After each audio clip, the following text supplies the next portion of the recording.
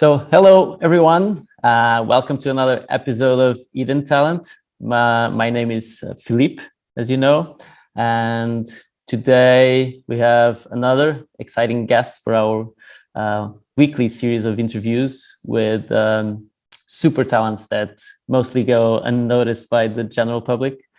I mean, in your case, Andrea, you probably not as hidden as some of the other talents we've been speaking to, especially, of course, because the work that you've done regarding politics is a very public facing role. But knowing you, I know that there's a lot of kind of hidden talent and a lot of things that you're good at and that are interesting about you that go kind of unnoticed. So that's why I'm excited for this. So today, like I mentioned, our guest is Andrea Venzon. Andrea is a political activist, community builder, and a million other things. Was one of the founders of Volta in Europe, a political party in Europe, and also Atlas after that, also a big worldwide community, and now Amico, a tech startup also related to community building, and also someone who is generally kind of doing his best to improve our world and to putting his skills and talents to good use, in my view. So yeah, hi Andrea, thank you for accepting our invitation. And I mean, there's a lot to dive deep here, but just give us kind of a quick, brief introduction about yourself, so that people have a framework where they can start putting all of these ideas and adventures. Of course. Thank you, Philippe, and thank you for having me here. And thank you for this podcast. I think it's very inspiring to see how you're trying to spot people that are doing good things and they are sometimes doing it also in a hidden way. So I'm very happy to be a part of this podcast. So to tell you more about, or to start and to tell you about my career, I'm now 30 years old. So I jumped in the professional world around 8 to 9 years ago, and I started in a completely different realm. I was for 2 years a management consultant at McKinsey, so a very valued job in the kind of like business sector. And that I took on, as a start of my career to explore, to learn, and so on. I spent 2 years there, and I mean, it was a formative experience for sure, but definitely not my passion. And after that, actually during that time, I understood that my real interest, my call was more in the public space, in the political space. I was really motivated to try to solve big societal problems, to try to bring people together. So I told myself, even if I didn't have any political background or activist background, I told myself, I want to try, I want to do it. And so when after McKinsey with two friends, one is Colombe, they're still working with me in Atlas, and the other one is Damian, that now sits in the European Parliament. We started Volta. That was 2016, 2017. And the idea was very simple, was the one, Brexit just happened. So the United Kingdom was leaving the European Union. So it was a moment of big divisions. And we said, probably there are many people that feel like us, that feel that we should try to unite and stand together and do something positive. So why not trying to create a European political party? So a political party present all over Europe, advocating for the same vision and for a more united Europe. Long story short, we worked on it for 3 years, I think, 2 years and a half. And as I mentioned, Damian, our co-founder, managed to enter the European Parliament from Germany. And the party continued working. We have now, there are representatives across Europe, local level. So I would say a good case example of political innovation. And then in 2020, just before COVID came to change our world, Colombe and I were considered kind of a next step because the European elections were just over. And we realized that many of the topics we are very passionate about, so from climate to inequalities to democracy, actually global topics. And so we said, look, why don't we try to do something similar as we did in Volt, but globally? And this is how Atlas came about. Obviously, COVID hit very hard, and we all know how difficult it was for a long period of time to actually mobilize people, bring communities together, unite outside of the digital world. So for a long time, we focused on advocacy, and this is how also I think Felipe, you get to know us. So we did the campaign on democracy, campaign on climate, campaign on women's rights, um, always with the spirit of saying, these topics go beyond borders. There are many good people across the planet. Why don't we try to bring them together and fight a good cause together? And this has been my life for the last 2 years. We've had many interesting moments and also big successes. For example, we convinced the World Health Organization to prioritize health workers in the distributions of vaccines just through a campaign online. So, and I can mention other case examples later, but basically it's another proof that you can actually innovate politics and social activism if you think a bit outside of the box. And just recently, and you mentioned that briefly, so like a month ago, I also launched tech startup with the idea of using the experience they get in the last 5 years and bring them in helping people coming together on a very different level. So on a friendship level, there are dating apps to find your loved ones. There are clubs and so on, but there's still not a platform that really is focused on building friendships for people that come from different, move into a city or work remotely, and they want to create a cohort of people that support and like them. And so we're trying to tap into this need and try to give a solution. The app is called Amico, is very new. So cross fingers that it's going to work. Yeah, thank you for this great introduction. And I was just thinking that probably the reason why I'm most excited about this conversation is because you have experience in four very different kind of career paths in just in kind of 10 years. So you have the kind of the corporate first, then you politics, then kind of social activism, and now startup. So very different kind of endeavors and projects. So I'm interested to kind of understand what's different, what are the intersections, what are the learnings from each of those that might be interesting for kind of other people that kind of face the same decisions. Should I stay in my corporate job, or should I try something else? So maybe let's start with that, going back to the McKinsey times. And I mean, as you know, I have a similar journey of starting in consulting, although I only lasted 10 months and not 2 years. So I'm interested to know what kind of that corporate setting teach you. You mentioned then you kind of left because you wasn't a job you were passionate about. So kind of what role does passion should, or in your case, what role does it play in kind of in careers? And maybe a good way to frame all this is, would you, if you went back kind of to that moment after college, would you do 2 years in McKinsey again? So is that a very good question? So let me reflect 1 second on that. So I think that for me, just going to the root of the reason why I started there and then I changed, I think me, as probably many other college graduates, I was a bit not lost, but like I didn't have a clear path forward or a very strong professional passion to pursue when I was at university or college. And so many people told me, look, you have good grades and so on. Why don't you try management consulting? Is a career that you can start with, and then you can basically branch out easily in many different sectors. So I took it a bit this way, as a kind of other formative years that would be very interesting and challenging, but also very rewarding. Because obviously, this kind of job normally gives you a brand and also hopefully some skills. And also so like as an experiment. So kind of looking the first experiment that you try, you see the results, you learn from that, and then you can start the next one.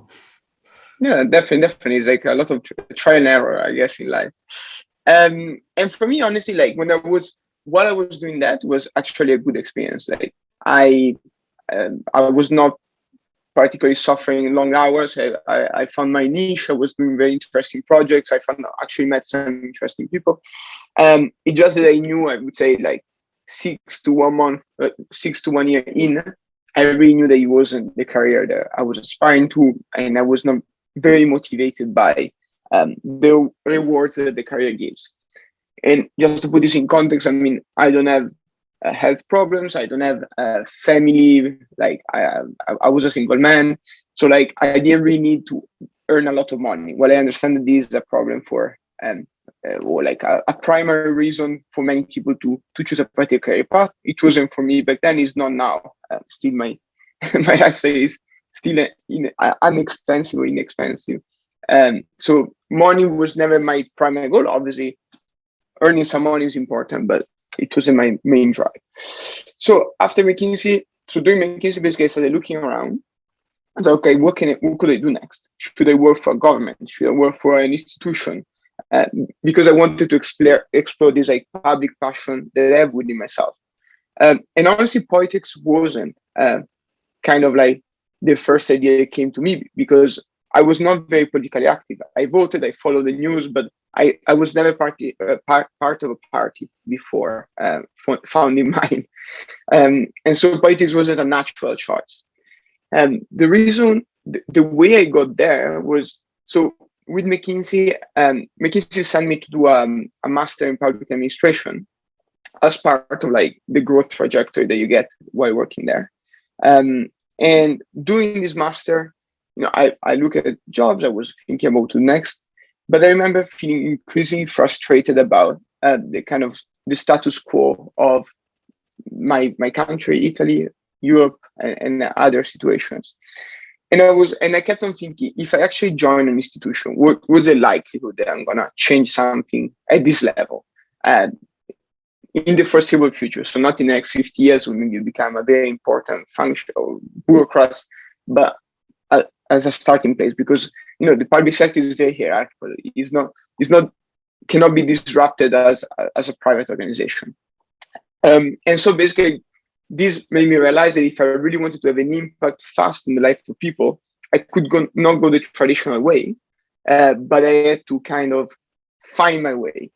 And because I had two very close friends that felt like me, one was from France, the other one from Germany. I think that naturally we kind of created this European political vehicle, and we started working on that. So I would say that the first reason why I moved from one sector to the other one was kind of like frustration with what I was doing. I was not very happy. And then instead of landing directly where I thought I would be, then there was a learning process where I understood that there was a way to impact change that was better than the traditional way. Yeah. Yeah, the question, you didn't actually answer that question, but you kind of, no, not directly, but yeah, I kind of understood. So of course, those years were important in kind of helping you. So one thing that I sometimes say is that, I mean, like you were saying, this kind of trial and error. So there's no such thing as kind of failures in your career if you learn from them, and if you learn that what you don't want to be doing. And if you learn that quickly, even better. So like in my case of kind of being working 10 months in consultancy, I see that I'm kind of grateful for that. I'm grateful for those 10 months because I could very quickly understand what I didn't want to do, what kind of career I didn't want. And by understanding what I don't want, gives you more clarity about the things I should kind of pursue. So yeah, that's kind of one belief that I have. There's no such thing as kind of failures in career, and kind of the more experiments you do, the more things you try, the better, and you are in a better position to find out what you're really good at doing and what you're really passionate about doing. And I think other thing that you mentioned that was interesting is that, because like you said, like coming from a privileged place, you had the luxury of quitting a McKinsey high-paying job to go and do kind of adventure in other less stable things. But it's curious because sometimes the people with the most privilege and safety net are also the ones that are more risk averse. So they probably, because they have so many things, they hesitate more before kind of deciding to go kind of launch a startup or do their own thing, although they do have a safety net. And sometimes people that don't have that safety net, or maybe because they don't have any other option, they do have to take chances in their career. So kind of also one of the things I hope with this podcast is people are much more motivated to try things and to risk things in their career, because if they don't work and if they learn from that, I mean, it's a success as well. So, but yeah, this question turned out to be a long statement, but I mean, even the start after McKinsey and again starting Volt, the first question that, I mean, even the origin story of Volt starts like the beginning of a joke. So an Italian, a French woman, and a German walk into a bar, and what happens? They start a political party. But so one thing is that, like you mentioned, you're from Italy. You started this kind of pan-European party. You now live in London. What kind of, how do you view kind of borders and countries? What role? Because I mean, when the early days of Volt, probably the sentiment in Europe was one. Now, due to the war, might be a different one. So, kind of, what's kind of your take on, kind of the nationalism versus other things? Because I feel like people like us kind of feel much less, kind of identify much less with their country and identify with other things, and sometimes more with the city than specifically with the country. So the question is kind of how you see the role of countries today and in the future as compared to the roles that they played in the past. I think for me, so just to be very direct on this, I think that 80% of humankind problems today comes from borders, or the fact that nation states do operate as nation states. If you think about it, all the biggest crises we're facing, from like environmental challenges to social inequalities to democratic clampdowns from authoritarians, often derive from the fact that groups of humans like decided to basically band together, and as a consequence to find adversaries outside of this group, like thinking the others are not the same. I think it is a massive problem, especially today that we actually can travel, exchange, communicate super easily across borders. This kind of administrative separation cause way more harm than the advantages that they used to bring. So for me, nation states and borders are a very big problem, and I think that if we want to solve these challenges in our lifetime, we're going to need to find a way to go beyond them, and which doesn't mean canceling completely national cultures. There are many ways to do so. It could be like through a better multinational cooperation, or actually dismantling nation states. So there are many options to do so. But I think it is fundamental, because we will never tackle climate change until, for example, we are national states, because there's always going to be an incentive not to do more because others are not doing more. And so to lose from a competitive point of view with other nations and so on. And this just harm very much any long-term strategy to solve big global problems. So I think this is just to give a very clearly my perspective, this is something that we need to work very hard to change. And this also leads me to the reason why, for example, I think the Volt was a very good project, but I think that we need to go beyond something like Europe to solve problems, because again, climate is not only Europe, or what we are seeing now in Ukraine is not impacting only Europe, even if we only think about how Europeans are responding to that. But the food shortages that are being caused by the war actually being felt very strongly in Africa, in the US, and so on and so forth. So it's clearly like big events affect us all. So I think that this for me is fundamental. And I like your comment about the local level, because I bet that either me or someone else in the future would work very hard to create kind of we can call it a local political movement. Yeah. So the idea of creating kind of cells all over the planet, they have certain values and they work in their communities to change the situation. And these cells are like kind of connected. That means that you can start changing things at your level, but then if many more people, thousands of cells, millions of cells unite their force, you can actually change things also at a different level. Mm. So I think this is a very interesting concept that technology is now enabling, and we should explore more. Yeah, it's interesting now looking at kind of your journey from this perspective. So you kind of understood that with borders, within nation states, we couldn't solve kind of the bigger, complex existential issues that we have. So you started a European political party kind of to bring and to make decisions together, but then realized that Europe alone cannot solve most of the problems because they are global and not just European level ones. And then that's why kind of Atlas came to be. And then you realize that I'm kind of trying to putting kind of what I was thinking into words, and then realize that just being global is not enough. You need to kind of start from kind of like a bottom-up approach, grassroots. So going back to Amico and starting to build really kind of small communities, local communities that can connect in a global way, but start kind of small, right? And I think even Atlas had that kind of bottom-up approach. Exactly. I think actually Atlas will become increasingly this. Obviously, Amico does it in more like a business sense. Yeah. But I think that with Atlas, we are really trying. From this summer, we're going to have a general assembly. We're going to try to constitute the organization more formally. And the idea there is really to explore this concept of what can we do at the local level if we unite across the world.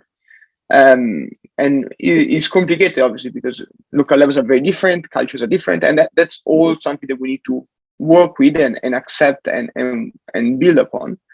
But I think there is something there, because just having a global vision is powerful, is cool. Like you get traction on social media, but it's very difficult to translate in everyday solutions for people. So it stays always a bit into the bubble of people that care about these global issues.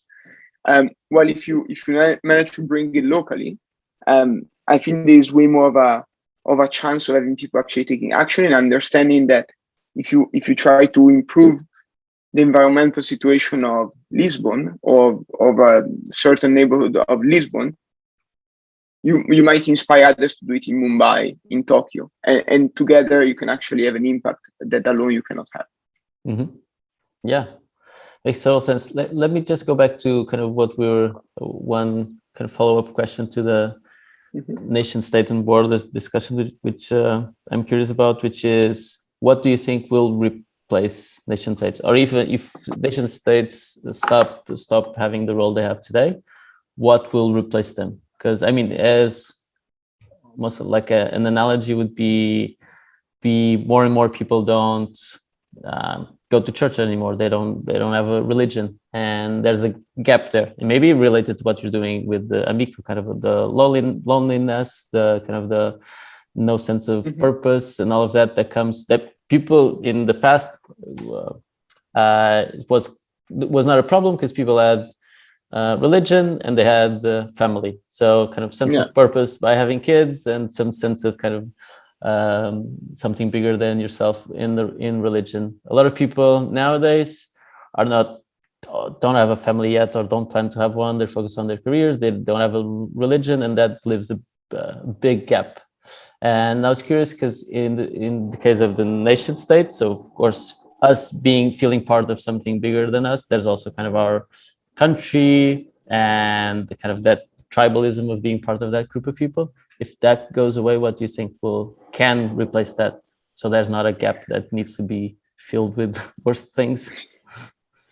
So let me answer in two parts this question. I think in terms of nation states' future, there's obviously like a spectrum of possibility, and I think they are all probably improvements compared to the current situation. So one very simple one is to say, okay, exactly as in the European Union, Europeans gave some competency to a higher body, the same could happen to a global body, to the UN or so on, giving more kind of task to this body, and having a democratic participation in this body. So there is maybe at a certain point there's going to be a global parliament. They're going to vote parliamentarians, and they're going to legislate on, climate, space, big topics that nation states cannot legislate.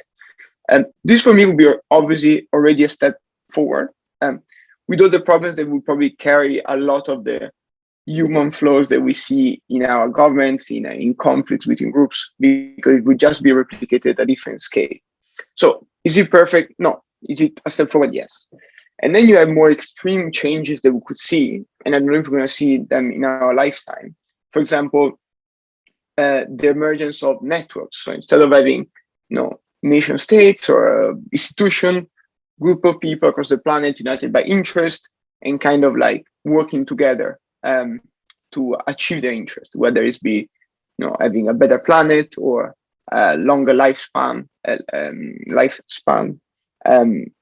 anything could happen. So like you could also go through a disintegration of the institution that we see now, because technology will enable for better kind of like form of organizing to emerge among humans.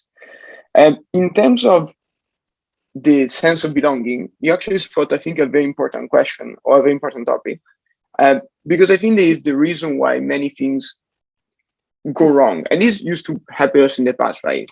Fascism, nationalism, it all happened because when people wanted to belong to something bigger, they felt like insecurity, fear, whatever, so they appealed to something bigger. And especially when there's a lot of fear, it's very easy for these things to be horrible or to go the wrong way.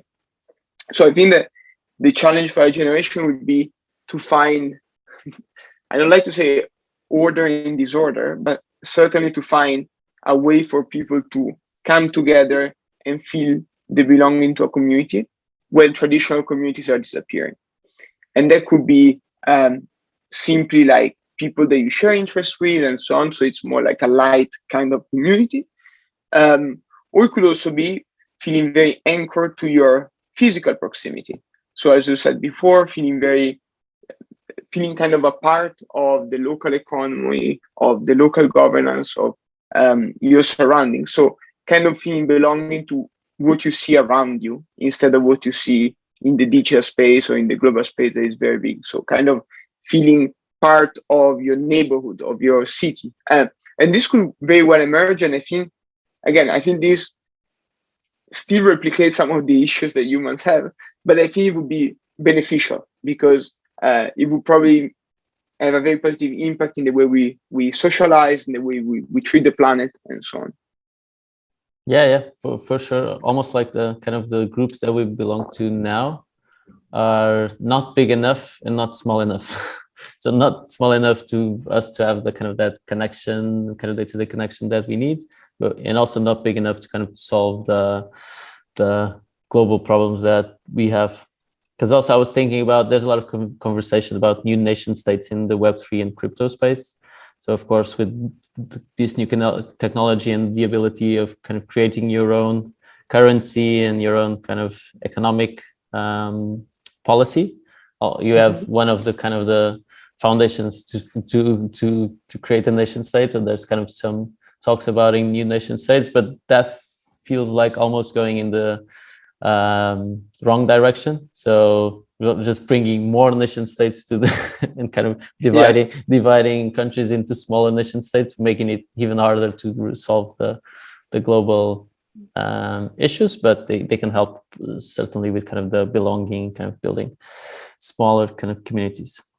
But yeah, changing gears and going back to where we were kind of in our timeline. So it was, I think, Volt.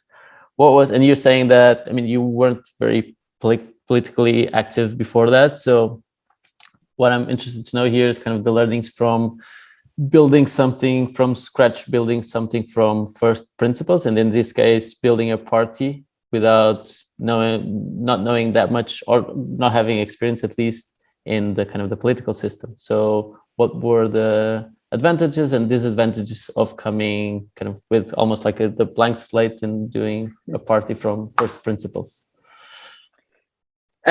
So in terms of disadvantages to start, definitely like ignorance of a sector never really helps. I mean, it helps in, and I'll say later, it helps in seeing things clearly, I think. But definitely it was challenging because we didn't know how to fundraise, we didn't know how to actually participate in elections, we didn't know how dynamics within the political world happen, function. So I think that not being a novice in the political game slowed down a lot our work for the first, like, let's say 6 to 9 months. And the only reason why we continue there, and this is something my co-founder always give me credit for, but I don't know if it's true, is that we are very, very stubborn. And I was particularly stubborn. I was like, this thing is going to work. And I think it's probably the same with startups and other organizations. If you really believe that something should work, probably you can make it work. Not always, but often you can make it work. And so basically at the beginning was really like traveling across Europe and going to meetings with like 5 people and just sharing the ideas. And out of these 5 people, 3 people become core members, and then you build a small community but very committed. We're like 300 people very committed across Europe, and we started building from there. So there was a lot of like commitment at the beginning, basically, that and stubbornness that made kind of possible to go through the barriers of someone that doesn't know how to do it. So like the lack of reach, the lack of funds, the lack of exposure. And then I think that sailing through that brought us 2 things. So first of all, made us obviously way more experienced than maybe the average candidate or politician across the planet in building communities. So actually, because I had to like campaign in 20 countries at the local level, random cities. So it made me very confident in like convincing people, explaining them ideas, regardless who they were. And then the other thing that kind of like removed a lot of like the negative things that happen in politics. So like the people coming from other parties having their views and wanting to take over the party, and this kind of things that always happen when you reach a certain size. And this was really beneficial for the second phase of the project. So the last year before the European elections, when actually the project picked up a lot of steam. And I don't know exactly why it happened. I think maybe because the European elections were coming, so there was more interest, or for some geopolitical change. I have no clue. But I remember clearly that like since, let's say, September 2018, so even 10 months from before the elections, the thing started changing. Like people were reaching out, people were wanted to join, people were donating. I was personally invited a few times on television in different countries. So clearly there was a lot of interest. And so that kind of the network effect happened there. That really trigger a different phase of the project. And so basically, to go back to the start of the question, being completely not part of the political game, obviously was a barrier in terms of starting, but actually I think gave a lot of positive energy and a different cut to the project up to the elections. And obviously, as Volta becomes older, these political, dynamics of like factionism and interest and so on are surfacing. And I think this is just normal. It's something you cannot avoid forever. But yeah, that's how I feel about this. Mm-hmm. Yeah, well, and how did you deal with kind of such a public facing role? So kind of, first you were young, and then, like you said, out of a sudden you were kind of speaking television for the television in different countries. So how was kind of dealing with that by being anonymous to being known by a lot of people from probably not overnight, but quickly, Yeah. probably then quicker than you expected. So I think I'm a very confident person, so I don't mind the public pressure too much. At least so far I never minded. I'm confident speaking in front of people. I think for me the difficult part was more like it's very easy when you have a lot of public attention to lose kind of direction, to start behaving in a way that know that it's going to attract more interest instead of like standing up for what you really want. And I think this is the trickiest part of politics, and I don't know if this happens also in other business, in other sectors. I never had the luck to experience it. But I remember how I would see myself and many of my colleagues or many of my opponents behaving kind of like as they were expected, as if there was a script in the political debates, in the social media posting, because they knew the certain behaviors would attract a lot of interest. And I think there is a big risk because it means that if you do that for too long, you kind of lose yourself. You lose the reason why you're doing what you're doing. And this is very common among politicians. Like I met a lot of very experienced politicians, even former head of state, and I don't know if they know anymore why they're doing what they're doing. I think they do it because there's buzz, there's money, there's power, there's influence.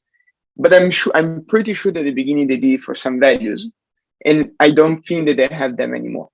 So for me, for example, moving out of politics for a couple of years was very beneficial because I could really kind of ground myself in what I want to do. And now I think they have a bit more, because of these cycles, I have a bit more awareness of if I want to go back into politics, I'm gonna go be in the public eye.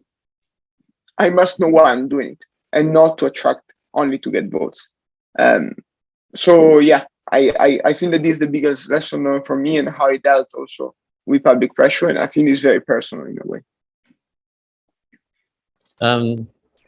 Sorry, I just got construction next to me, but I'll keep my questions short. And you was mentioning heads of state, and I was kind of curious, what difference do you see about this kind of great politicians and head of states and quote unquote normal people, so kind of people you encounter kind of in your professional life and kind of startups? So what kind of distinguishes them? What makes a good politician? What's the difference between, because most people only met politicians through the TV or some speech. So I was curious, kind of you that got to know some of them personally, what do you think are kind of the key differences that makes a good politician? What kind of the characteristics that might indicate that someone might have a kind of an knack for a political career? Because I mean, I was briefly involved with Volta as well, doing communication. It was also a good experience to know what I don't want to do, because I mean, it doesn't fit kind of my the way I like to spend my time, and kind of it's for a specific type of person. But by doing it, I realized that it wasn't for me, at least now. And other people might be interested in doing the same and discovering for themselves. But yeah, get back to the question. Tell us about heads of state versus normal people. So I think there are two elements that I can say they make for a successful politician, and that doesn't mean like good or bad. Because good or bad for me is way more about, I mean, my values that I bring forward. So it's a different topic. But for me to be a successful politician, you have to do two things quite well. One is to know how to navigate rooms very well, or groups of people. So how to connect to people very easily. Not even groups, actually, even one-on-one, but like there's a lot of like social skills and kind of making people feel valued, even if you can only interact with them for a few seconds. And that's something that I think that all successful politicians I met do very well. So it's either, it can be a big dinner, it can be a massive room, it can be a small gathering, when time is always a constraint if you're a politician, because you need to meet a lot of people, convince a lot of people. So if you're good, you connect very well and you're able to value people in just a few seconds of interaction. And the second thing is delivering emotions. And I think that, again, this can be done well or bad. There's no just a way, but the fact that you can harness emotions that are in the public, and this is also a public sphere of a country, of a continent, of the planet, and use that energy to like convey an emotion, a message that goes into the brain of people and can stay there, is a skill that I would say very good politicians have. Because at the end, we are so distracted with so many things. There are so many, especially today, I mean, social media. So there are so many things that pass through our eyes.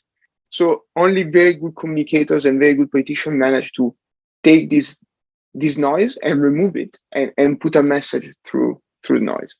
So I think these are two elements that I think that, especially high level politicians, I've seen doing them very well.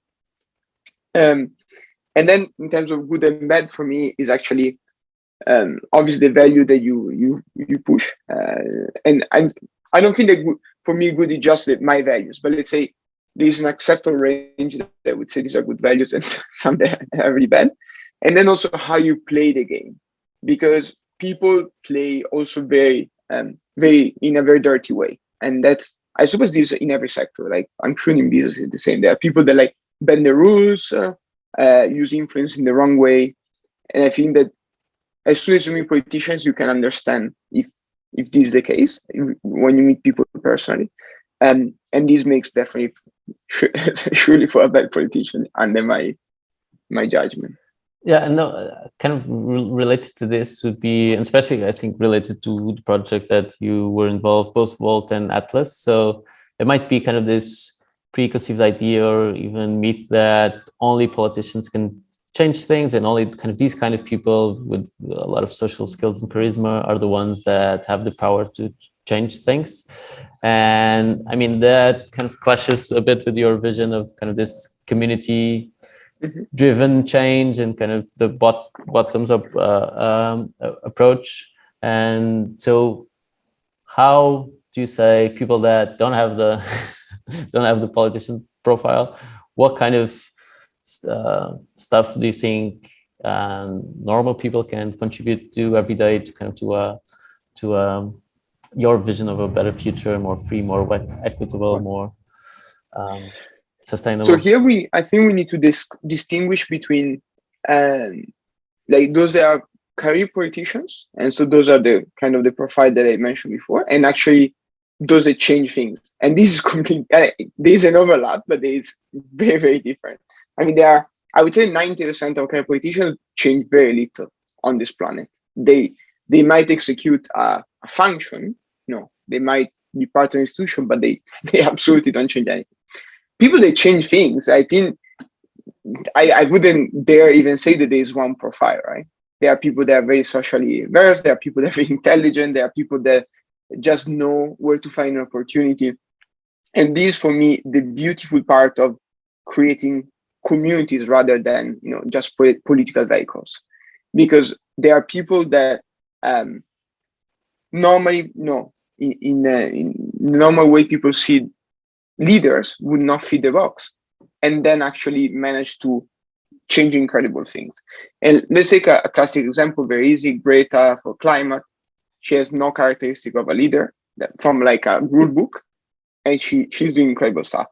And also going obviously to more less known examples, there are people like feeding people every day, in the streets because they feel there's the right thing to do, like supporting people in food banks, or trying very small schemes to support their local economies.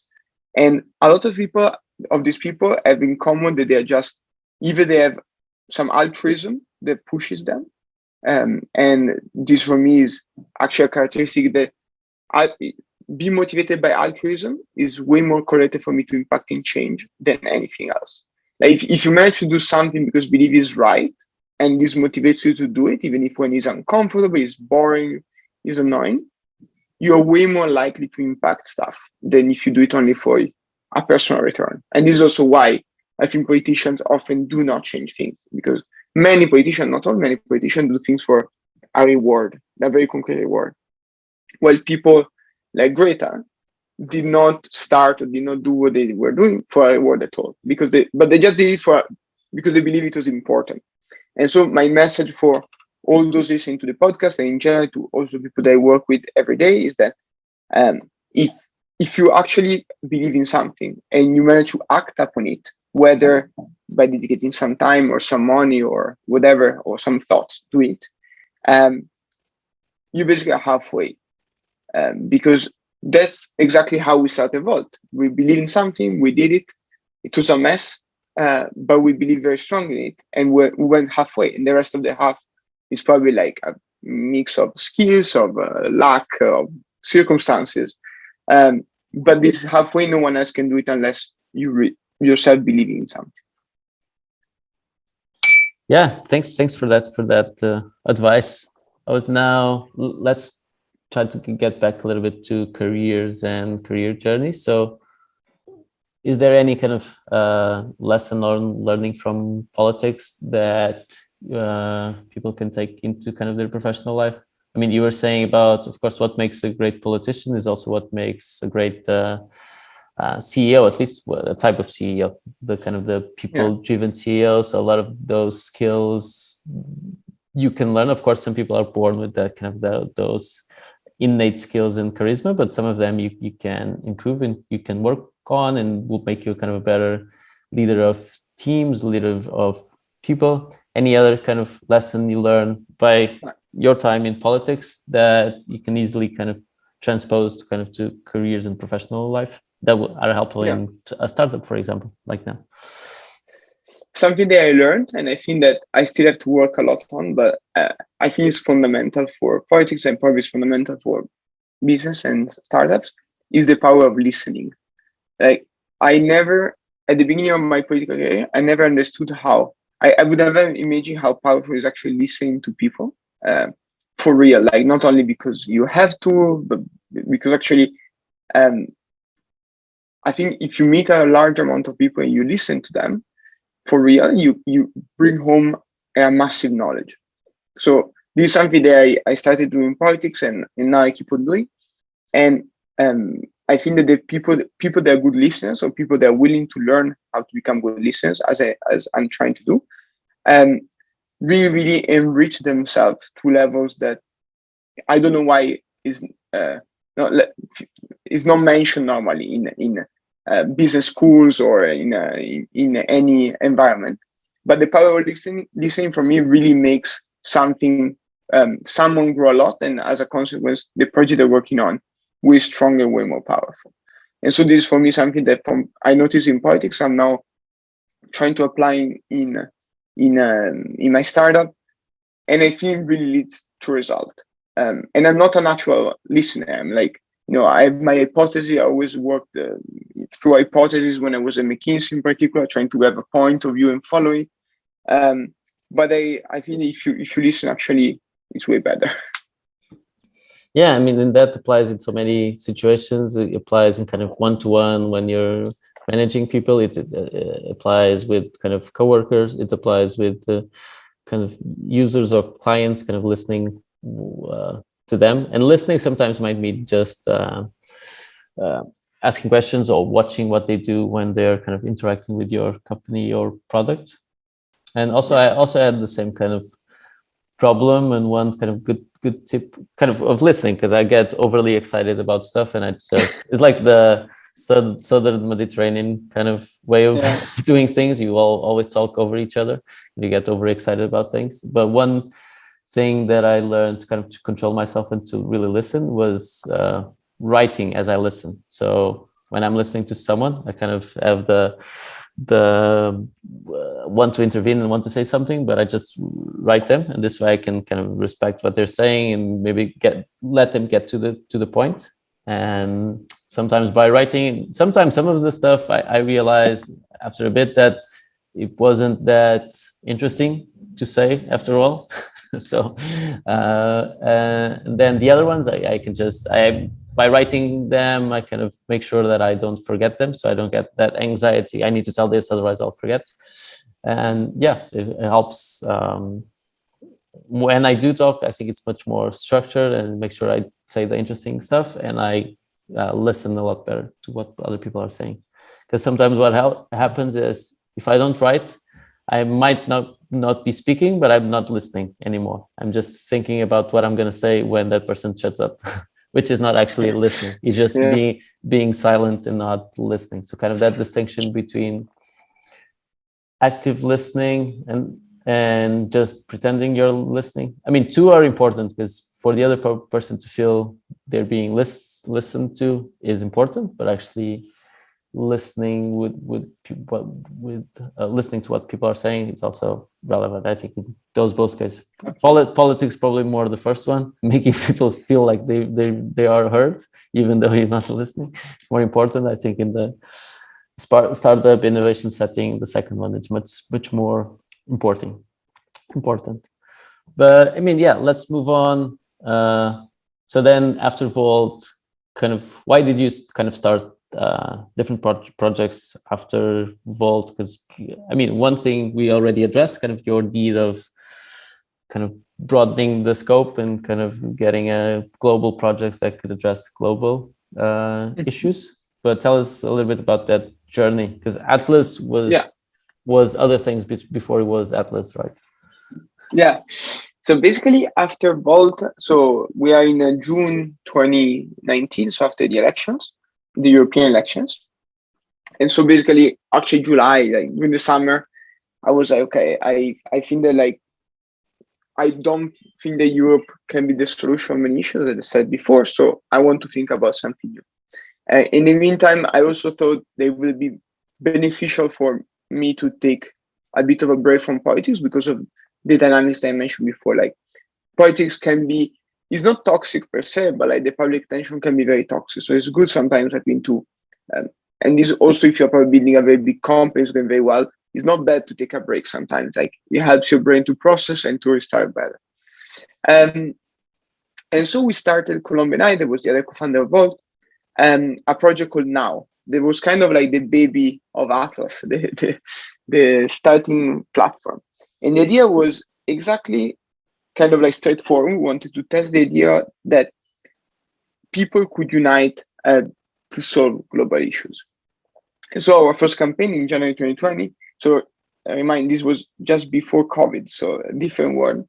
The first campaign was about climate change. So we said, okay, we want to try to ask the United Nations if they can trigger an emergency procedure in the United Nations Security Council, let's not go into details, to push all countries on the planet to take action against climate. So basically, we found a legislative way to kind of trigger a climate response.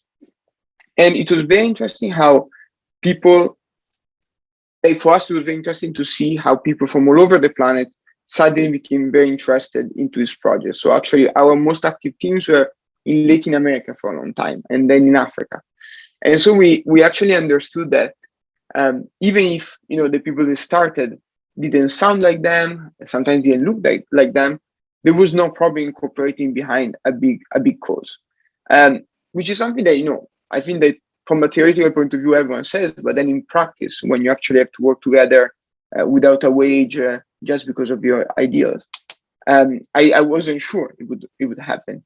But we basically managed to go a lot beyond a simple identity and gather behind a cause. So we did this project that was early 2020. Then we did another one on women's rights, and then COVID happened, so we moved into vaccines.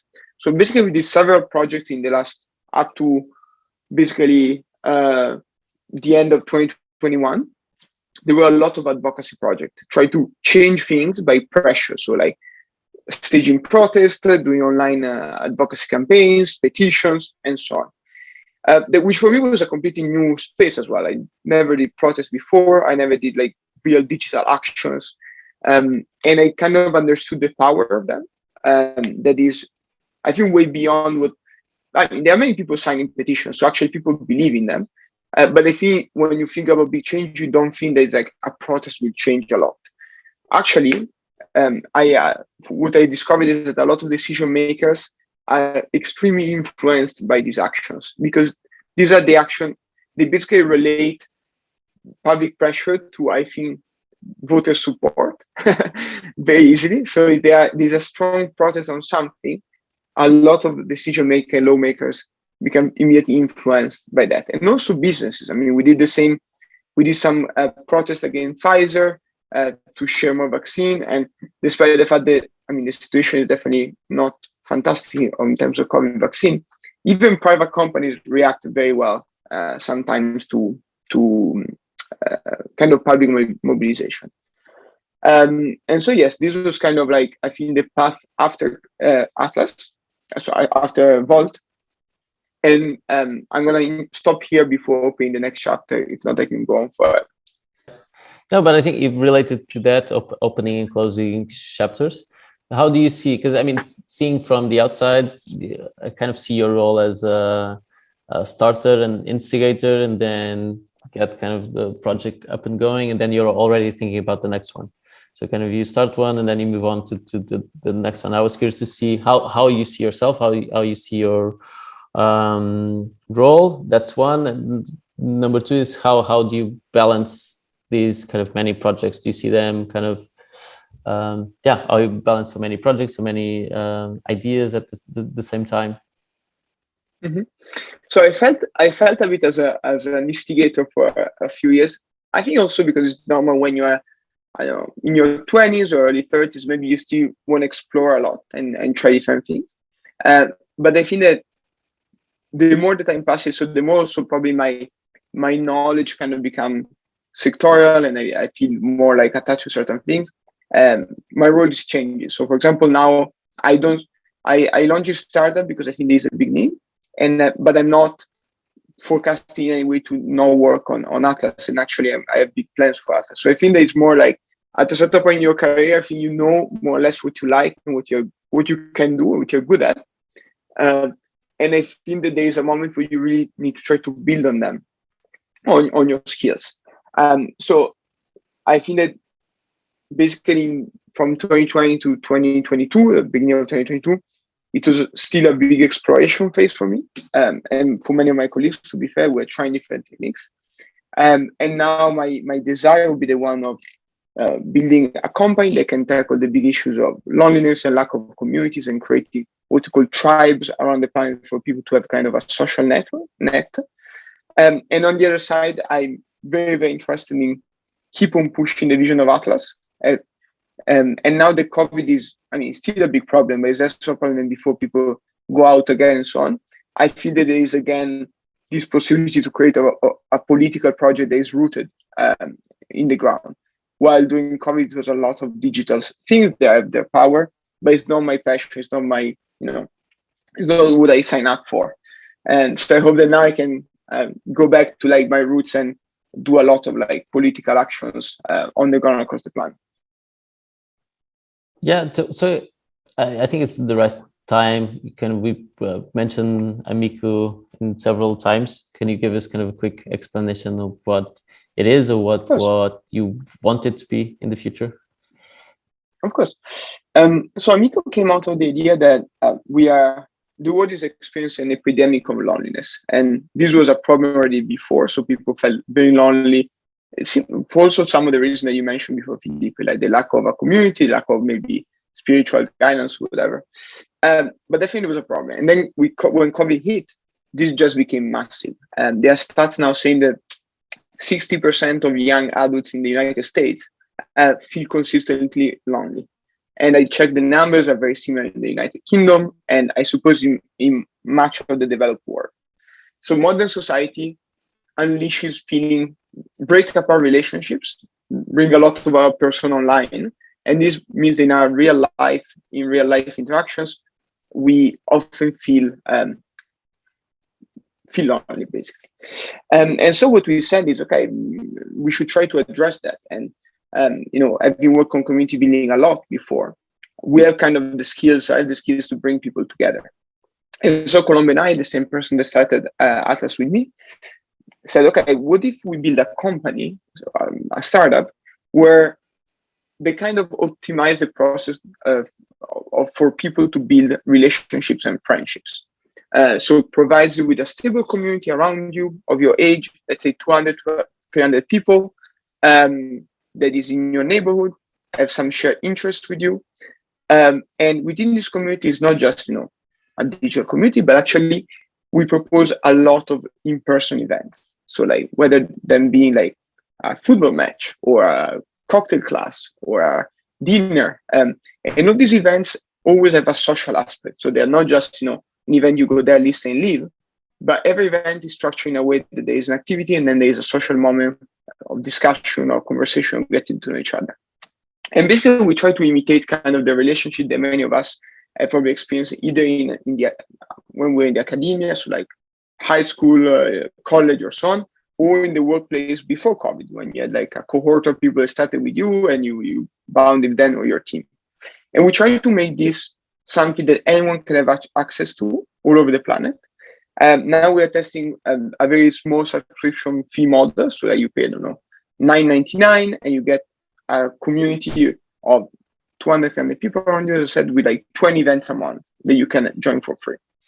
And I think if we manage to scale it up and do it properly, it can really, really help, at least on this problem. And if I can add the last word, we did now 20 days of a beta here in London, like testing the concept before kind of a more like a marketplace and now more as a community. And the feedback we receive are outstanding. Like they are 9.8 out of 10 consistently across our events. People come for an hour and stay 4 hours every time. So, and people are also willing to pay for this service. So I think there's a possibility. Then execution is everything. Maybe we won't make it cool enough, but definitely there is something there that people want. Yeah, I mean, I was just thinking about how you're kind of in a great position to kind of lead the project like that. So, of course, the 2 years in McKinsey give you a lot of structured thinking and the frameworks that help kind of build the business. Then, of course, the politics, building something from first principles, that's one learning. And then, of course, all the social skills of how to understand people and persuade them to try something new. And then Atlas and all kind of the learnings about community building and kind of, so yeah, I think all kind of comes together in this project. I was telling you, and I think this might be a good reference for you. I was telling you earlier that I was speaking at Creative Mornings this morning, and Creative Mornings has some intersection with what you were saying, which is also an event where a lot of people happen to kind of meet and make friends. Of course, people that share kind of this interest in creativity and kind of in creating new stuff. And also morning persons, because that happens at morning. And it's kind of very community driven. So there's chapters in hundreds of cities in the world. And there's kind of a local host that organizes these events, and also kind of all volunteer based. So I think it's also an interesting model to look at, and also a way for me to thank Creative Mornings publicly now. They're not sponsoring this joke. But yeah, so what do you think are kind of what's kind of the ahead for Amico and for you? What kind of should we await from Amico and you kind of this year and the next? So from Amico, I think that if you live in a big city, hopefully by, let's say, 2023, you might have the possibility to join a community around you if you wanna meet new friends, expand your social group, or have fun activities. So if everything goes fine in September, we're gonna launch here in London and maybe in another city, and then expand again if the model works. So cross fingers for that, and I really hope it's gonna be an amazing adventure. And on me, I will definitely work on this. And on the political side of my life, we're gonna have this big assembly in July, and since then, starting from there, I hope that we're gonna start doing a lot of local politics across the planet. So, challenging local elections, building local chapters, even at neighborhood level in many places across the planet. So kind of following a similar model than Amico, which is convenient. Because I think that this is what right now the world needs more than like massive, promises or big slogans. We actually need people to come together again, try to change the world around them, and start to connect across the planet. As I think that for a brief time we did, for example, across with the issue of climate change in 2018, 2019, there was this kind of energy, and I think we probably completely disappeared. And so I think we need to get back to that and trying to change politics and society. Yeah.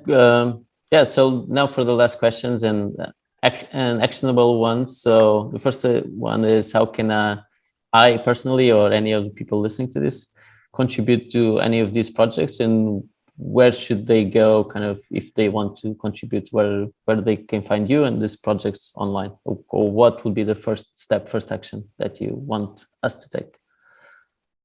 So if you are the political type, you can go on atlasmovement.org and volunteer or just join the newsletter and basically be updated on projects happening around you. And I would definitely recommend to do so, because if you do it before the general assembly, you're going to be fully aware of like our new strategy, our new work, and find maybe a space for you to contribute online, offline, in person, as you wish. While if you're more the startup or if you're more the startup person, the investor person, the mentor person, in terms of Amico, we are now entering the pre-seed funding. So we're trying to raise funds. We're kind of finalizing the beta here in London for another month. So, if you have been through any of these phases before, if you have connection, or if you just want to be a test user, go on amico.community and drop your email, reach out, and we can try to work together. Perfect. So last question before I let you go, which is, we mentioned a lot of kind of learnings, a lot of advice for kind of people going through their own kind of career, the decisions, their own journey. If people listening could only take one thing from this conversation, what would you want that to be? So what would be kind of the key thing, key lesson or key advice that you want to leave everyone with? So it will sound very cliche, but I think if you believe in something, try, because I think life is short. It's way better to try and maybe fail and try again than living with the fear of not trying, not having tried. So for me, if you believe in something, if you have a passion, if you have a skill that you want to explore, do it now, because maybe in 5 years you're going to have a big family or other responsibilities, and you will not be able to do it anymore. And we probably always have this regret with you. So do it.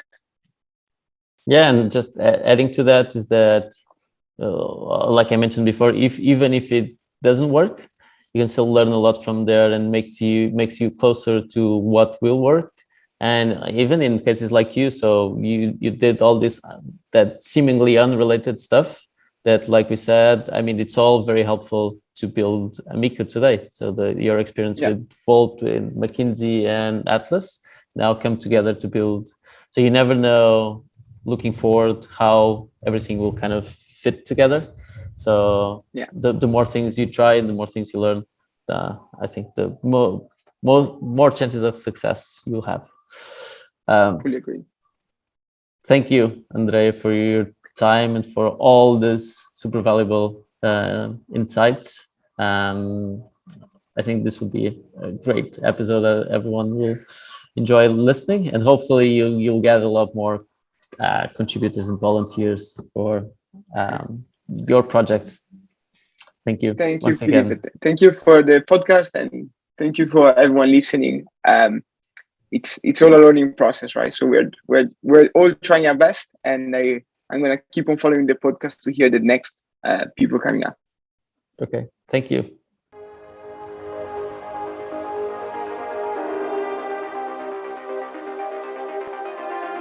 This podcast is sponsored by Talent Protocol, the Web3 professional network where anyone can invest in high potential talent.